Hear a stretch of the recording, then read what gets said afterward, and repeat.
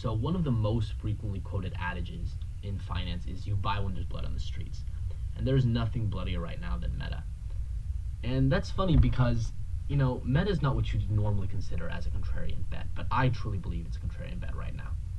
It's had significant problems this year that have destroyed the business. They've had advertising issues as, they've gotten less data from their users due to Apple making some moves. There's been regulatory hurdles, such as Zuckerberg going to Congress, and just a variety of things have caused Meta's fundamental business to actually get hurt.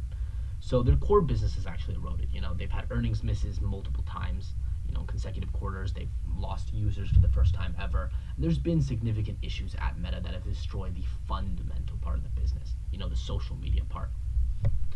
But in my eyes, I see Meta kind of as an asymmetrical risk deal.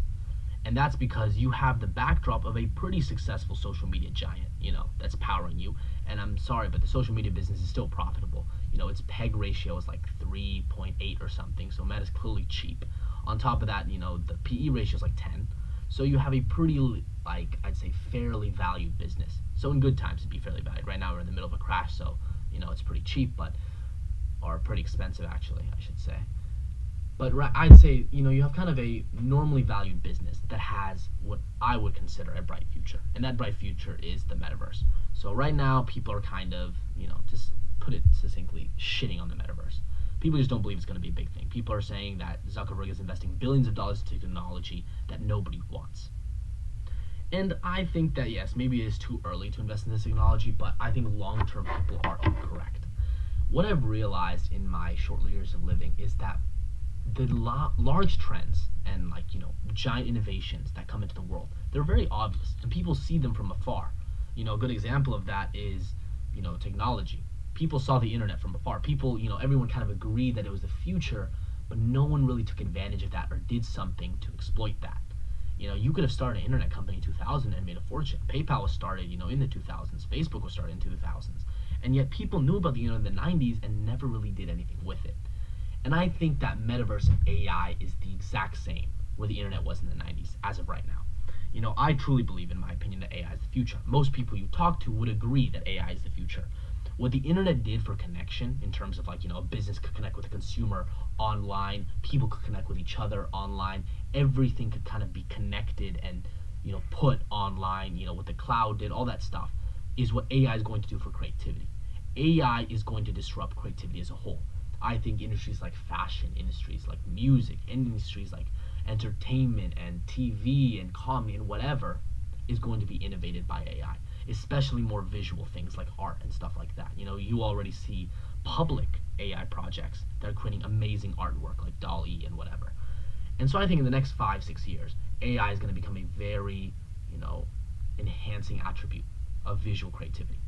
And I think in 10 to 15 years, maybe even 20 years, it's going to be a very, very big force in terms of logical creativity. So, like legal arguments or writing books or writing scripts or whatever, like that kind of logical, more argumentative style of creativity. So I think that AI is going to, innovate a lot of different sectors. What the internet did for connection and connecting different entities, AI is going to do for creativity, visually and logically. And so Meta clearly sees the opportunity in that. Although they're not really targeting AI as a creative whole, they're targeting the metaverse, which they see as this massive next social frontier. And I happen to agree with them, if I'm being honest. A gigantic virtual world is something that I believe is going to be a major part of our future. People want to escape the reality. That's just a fact of human nature. We see it in drugs, we see it in video games, we see it in everything. People today do everything to escape the reality. We're on our phones all day. We watch Netflix all the time. We watch TV and do all these different things. People want to escape the reality.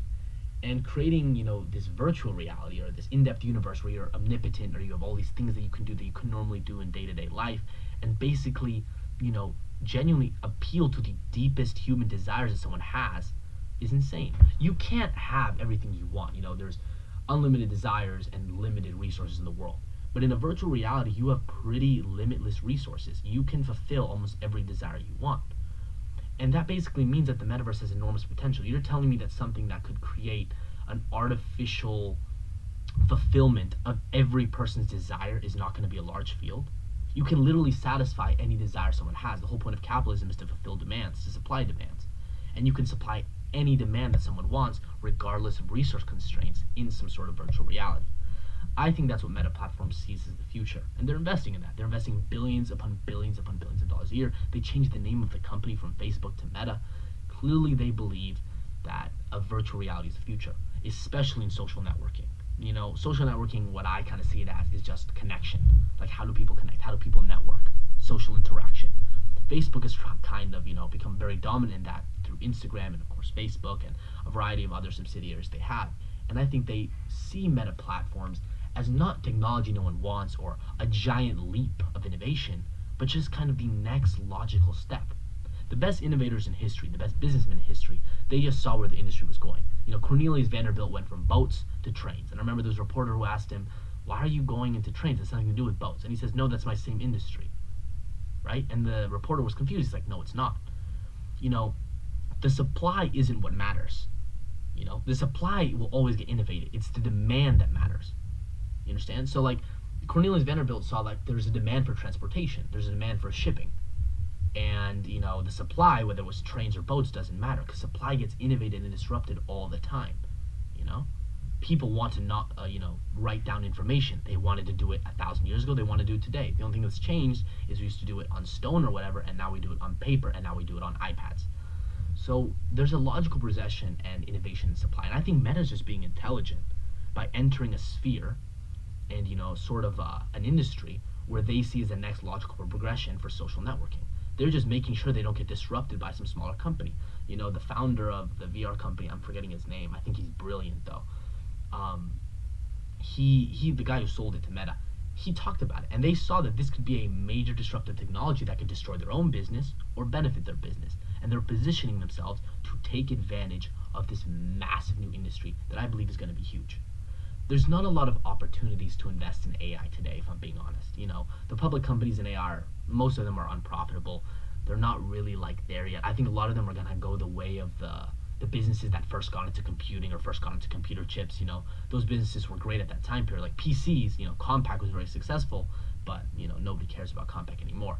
And so to avoid that, I think that it's very difficult to invest in AI. Like UiPath, which is a company that some people consider is just unprofitable. It doesn't look that attractive to me.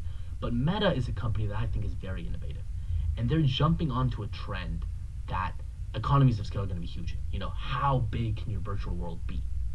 Whoever gets there first and whoever invests the most money, they are going to be the dominant person. And I think Meta is investing more money before anyone else, putting them in a fantastic position to go there. And I, of course, as you probably know from my other videos, love when a billionaire, and the founder billionaire, owns a lot of the stock and has almost his entire net worth in it. And Zuckerberg has literally everything hinging on this. And so if he believes in it, I believe in it, and I believe in it independently as well.